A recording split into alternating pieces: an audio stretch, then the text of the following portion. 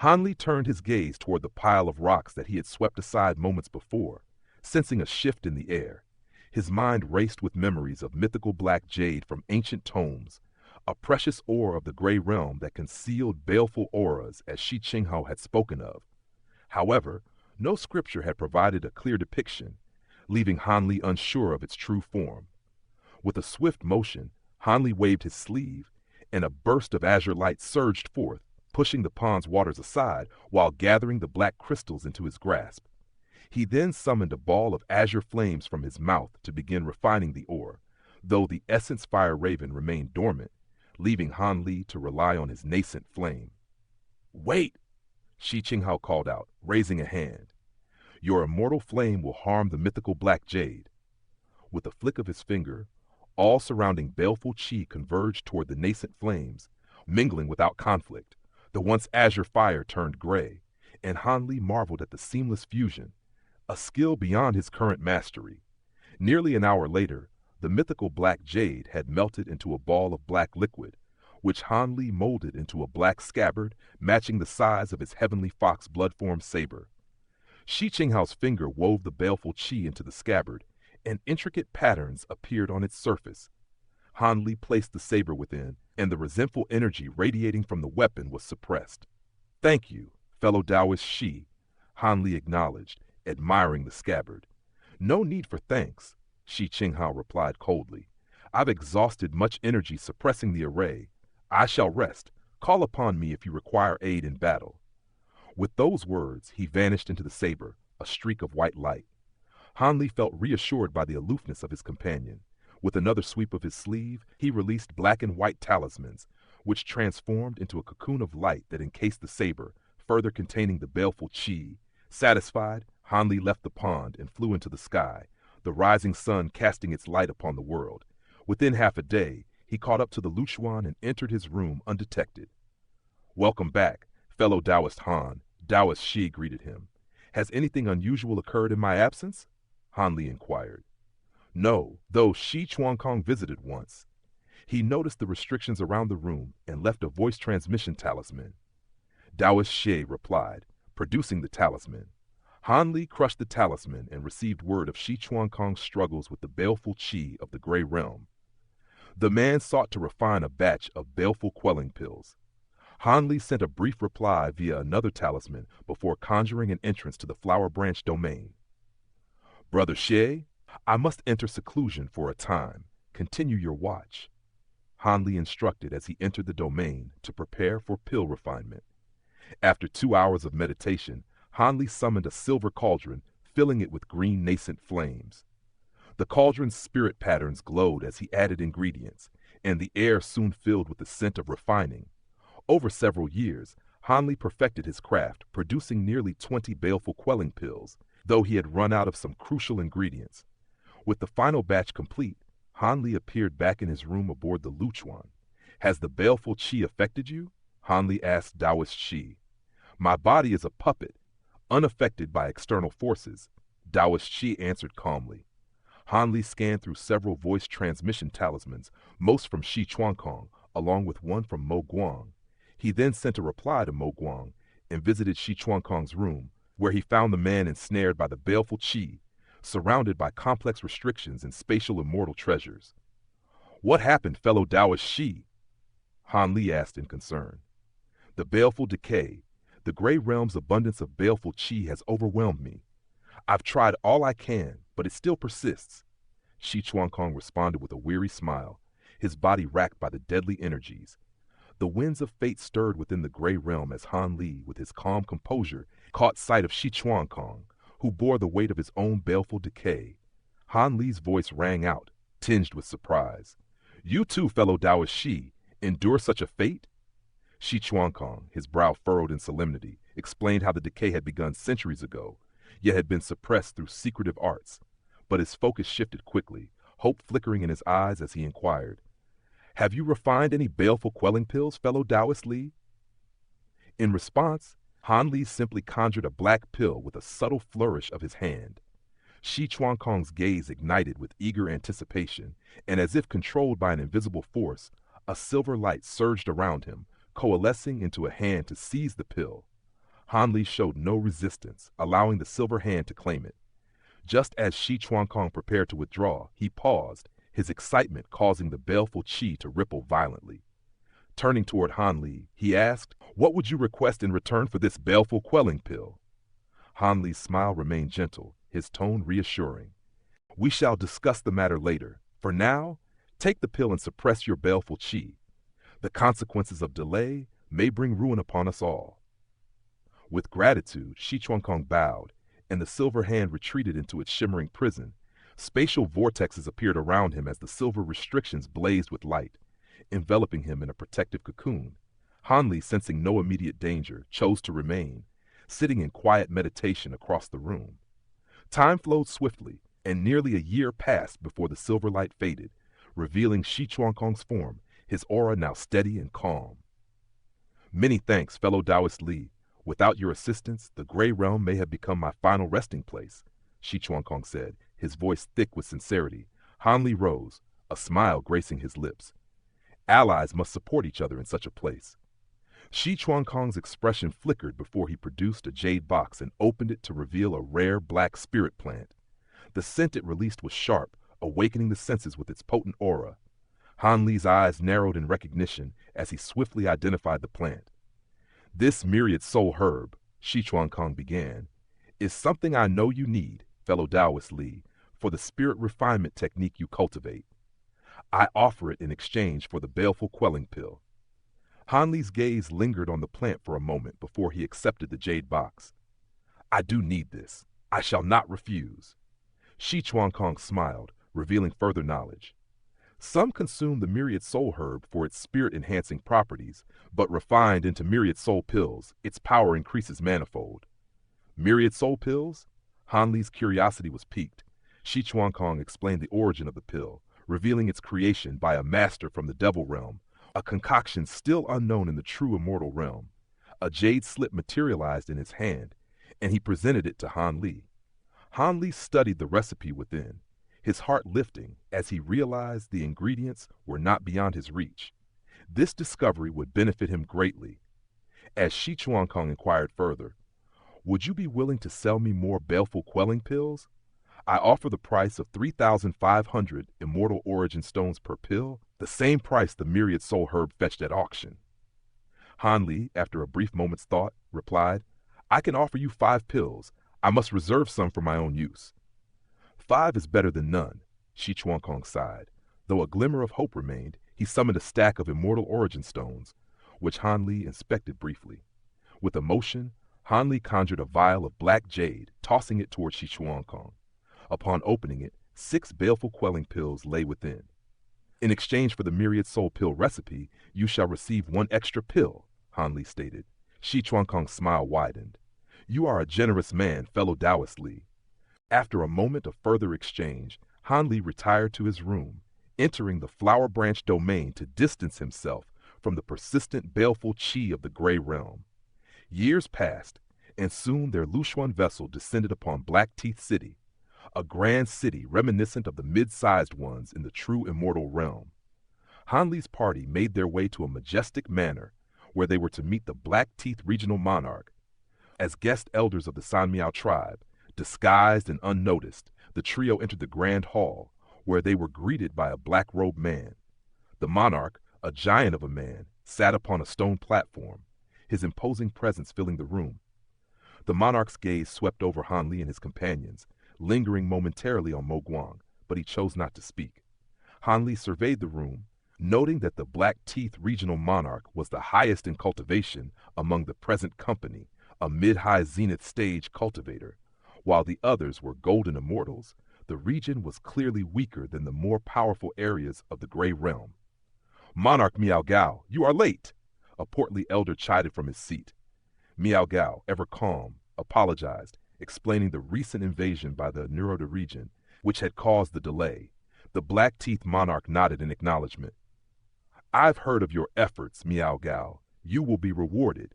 For now, take your seat." The monarch turned his attention to the others, mentioning the impending 3-region conference. He commanded that their discussion would begin once all had settled. The entourages left the hall, and Han Li remained indifferent to the proceedings. Finally, the portly elder remarked, "Monarch Miao Gao, I sense that the auras of 3 in your group are most unusual. They do not seem to belong to your San Miao tribe." The halls trembled with the voice of Monarch Lu Hong, his brow furrowed in displeasure as he questioned the intrusion of outsiders into this sacred gathering. Miao Gao, with the grace of a seasoned diplomat, explained that the 3 figures accompanying him were esteemed void integration beings from the Young Dawn tribe. They had played a pivotal role in resisting the Nirar Buddha invasion, and as such, their presence here was a gesture of alliance and respect. The other monarchs, upon hearing this, paused in surprise, but the weight of Miao Gao's words soon settled over the room like a quiet storm. Monarch Lu Hong's voice rang out, heavy with reprimand, accusing Miao Gao of disregarding professionalism in such a critical matter. Yet, the regional monarch, a figure of quiet authority, stepped forward to quell the rising tension. With a single command, the matter was resolved. The guest elders were granted passage, and despite Lu Hong's discontent, there was nothing more to be said. The wind shifted as Han Li and his companions left the hall. Miao Shu, ever the dutiful guide, spoke of Blackteeth City's rules, and soon the group parted ways. Shi Chuankong, ever the opportunist, made for the bustling markets, while Mo Guang returned to their Luchuan. Han Li, ever the scholar, sought out scriptures on the Gray Realm, retreating into the Flower Branch domain where his thoughts were interrupted by Shi Qinghao's voice. A discussion of the 3-region conference unfolded, but Han Li's mind was set on a far more personal matter, the baleful cleansing pond. Though Shi Qinghao's warning came laced with caution, Han Li paid it little mind. He was resolute, and fate, it seemed, had already intertwined their paths. The journey continued for days, and soon the towering city walls of Asura City loomed on the horizon, casting a long shadow over the land. Han Li and his companions arrived in the city, stepping from the Luchuan into the embrace of the bustling metropolis. Shi Chuankong marveled at its size, but Han Li's eyes were drawn to the strange markings upon the walls and the faint hum of baleful qi that emanated from them. The city gates were crowded with people, their purpose unclear, but the sight of infernal servants standing sentinel before the gates gave Han Li pause. Miao Gao, ever the knowledgeable one, explained the difference between the infernal servants and their true counterparts, those of the infernal tribe. At the foot of the gate, a black-robed figure, an elderly man of considerable cultivation, observed the arrivals with cold indifference. His presence, though subtle, was a reminder of the infernal tribe's dominion over the region. The trio was led to a side gate, a slight that did not go unnoticed by the Blackteeth regional monarch or the others, but no one dared to protest. As they walked through the side entrance, their path led them to another line, where identity checks were being conducted. Shi Chuankong, ever alert, voiced his concern, and Mo Guang, ever the scholar, explained the function of the infernal inspection mirror, a tool designed to reveal the baleful qi within those it examined.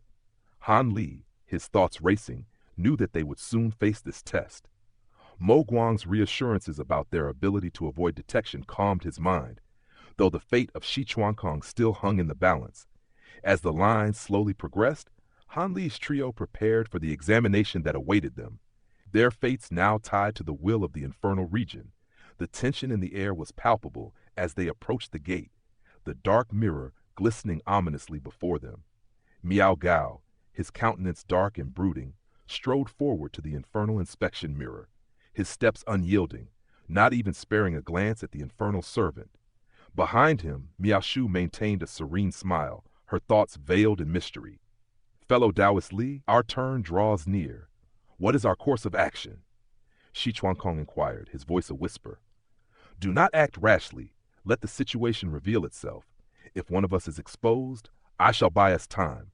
You, however, should use your spatial powers to whisk us away. If worst comes to worst, battle will be inevitable, but let us hope it does not reach that point," Han Li responded, his voice steady. "Your calmness is remarkable, given the circumstances," Shi Chuankong remarked, a touch of admiration in his tone. "There's no point in worrying. Use that time to plan for what to do if things turn sour," Han Li replied. Standing apart, remained silent, his lips curling into a faint smile, unfazed by the tension around him. The members of the San Miao tribe completed their identity checks, and it was now Mo Guang's turn. The infernal servant, peering into the mirror, raised an eyebrow in confusion. What is a void integration being such as yourself doing among the San Miao tribe? I am serving as a guest elder. Is that a problem? Mo Guang raised an eyebrow, his tone laced with a challenge. Before the servant could respond, the elderly infernal being beside him interjected. It is not unheard of for a San Miao being to serve as a guest elder in the Void Integration tribe, but the reverse is rare. In an instant, the elder appeared before Mo Guang, his gaze scrutinizing him without an ounce of respect. What is this? A master of space laws as well? Shi Chuankong's fists clenched tightly, his body tensing, while Han Li's face remained neutral, though his heart fluttered with apprehension. I can serve as a guest elder wherever I wish. Is your infernal tribe the master of the Void Integration tribe? Mo Guang's words rang out with a cold authority. You forget yourself. You are in our infernal tribe's territory, the elder retorted icily. Is this where the three-region conference is held? Mo Guang asked, his voice cutting through the tension. It is, the elder answered curtly. Are there rules prohibiting guest elders from the Void Integration tribe of the San Miao tribe from attending? Mo Guang pressed. The elder paused, then nodded for Mo Guang to pass. Let him through. Let's not bother with him, sneered one infernal servant. Just a lowly Void Integration being groveling at the San Miao tribe's feet. The elder huffed but did not respond, closing his eyes as if disinterested. Miao Gao, watching from the sidelines, gave Mo Guang a discreet thumbs up, approving of his defense of their dignity. Han Li and Shi Chuankong exchanged a knowing look, and Han Li stepped forward. As his eyes met the infernal servants, his expression remained stoic, though his heart raced, preparing for the use of his time-spirit domain if necessary. The infernal servant peered into Han Li's eyes through the mirror, an odd look flickering across his face. Your eyes, they are peculiar. Could you be a mixed blood? A chill ran down Han Li's spine, but before he could react, the servant added, a little light in color, aren't they? Does it matter to you? Han Li snarled, his voice rising in feigned anger. Let me through if you're done. The servant, dismissing Han Li, waved him forward with an air of disdain, his prejudice evident. The elder, unwilling to examine Han Li directly after Mo Guang's rebuke, turned his attention elsewhere, leaving Shi Chuankong to step forward. His gaze, too, was scrutinized by the servant, who muttered, What's wrong with your eyes? Is something wrong? An elder named Yin Shan asked, drawing near. I don't know, Elder Yin Shan. His eyes, they are strange, the infernal servant stammered. Yin Shan, clearly more powerful, took a moment to examine Shi Chuankong. Han Li's warning to his comrades was clear through voice transmission. Prepare for the worst, fellow Taoists. Miao Shu, standing behind them, noticed the subtle shift in the group's demeanor, a change in their readiness for battle. A voice suddenly rang out, disdain dripping from every word. I didn't know the maggots of the Black Teeth region were invited to the three-region conference. Shouldn't you be ashamed? All eyes turned, and Yin Shan paused. Shi Chuankong sighed in relief, but the mood quickly turned tense. A towering azure ape, clad in black armor and wielding a black spear, strode forward, 100-strong warriors following in his wake. Ah, the stray dogs of Nirar Buddha region, Monarch Lu Hong remarked with a sneer, causing the ape to lash out, his spear cutting through the air like a serpent, aimed directly at Lu Hong's brow. A powerful blast of gray light erupted from the spear's tip, aimed to kill. The Black Teeth regional monarch intervened, raising a circular shield to deflect the attack, the force of the impact pushing him back a step. What is the meaning of this, Wu Changshan? Do you intend for our two regions to clash here? The Black Teeth monarch demanded, his voice cold. Wu Changshan, his fury barely contained, glared at Mu Yi, demanding, Who killed my nephew at Wave Edge Lake? Hand him over, and I shall let this matter lie. Miao Gao cast a quick glance at Mo Guang, who stood nonchalantly to the side, a faint smile on his lips. Mo Guang had no fear, only the calm demeanor of a spectator. He deserved it for attacking our Black Teeth region. Mu Yi responded coldly, his words carrying a biting finality. The crowd of onlookers gathered, the situation escalating quickly. Shi Chuankong seized the opportunity, slipping over to Han Li's side, his body tense. With the tension thick in the air, Han Li spoke quietly through voice transmission. Fellow Taoist Mo Guang, if this situation worsens, stronger figures will arrive, and it will become even more troublesome for us. Mo Guang nodded, stepping forward with a cold smile. I killed him. What will you do about it? In an instant, the aura of a mid-high zenith cultivator erupted from Mo Guang, causing Wu Chongshan's expression to shift dramatically. A new power had emerged, and it rivaled his own. Wu Chongshan, still determined, prepared to strike. Behind him, his forces readied themselves for battle. Mo Guang's lower body turned to mist, his readiness for battle clear. The conflict was on the brink of erupting. The echoes of the infernal tribe elder's voice thundered like the toll of a great gong, reverberating through the air and stilling the hearts of all who heard it. His command was clear and unwavering. Cease your senseless conflict. This is Asura City, and here battles are not to be fought. Settle down, or the infernal region shall show no mercy. Wu Chongshan, ever the strategist, swiftly bowed in deference, signaling his allies to retreat. With that, the commotion dissipated, and Shi Chuankong was granted entry to the city. As the night fell, the Black Teeth region's guests were ushered into a grand residential palace by the infernal tribe.